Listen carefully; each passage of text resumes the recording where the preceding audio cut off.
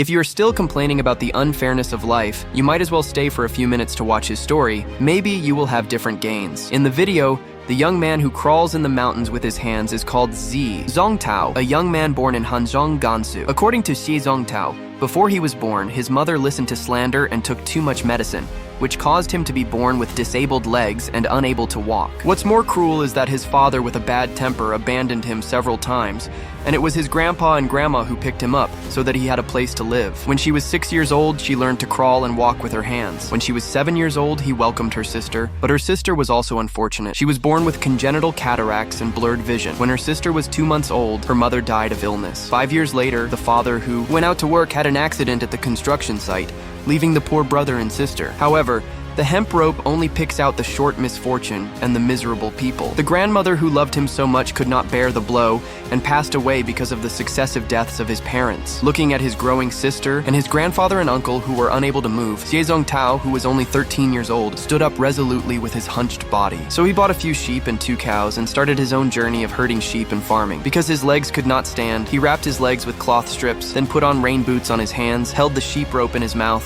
and shuttled through the mountains and forests full of thorns and gravel. In this way, Xie Zongtao went out early and came back late every day, herding sheep in the depths of the mountains. In his spare time, he cut some pitcher grass to feed pigs, or herded cattle and chopped firewood. Relying on his own efforts, he successfully shouldered the burden of the family and supported a family of 4. Although she was already 24 years old and had never been to school, his biggest wish was to cure his sister's eyes and send her to college last year. Maybe his fate was incomplete, but his love for his family and his desire for life are worth learning for all of us. Life is not always smooth sailing. Everyone wants to be born in Rome, but life is unpredictable. Sometimes fate is so unfair, but as long as you are willing to work hard, I believe you will succeed.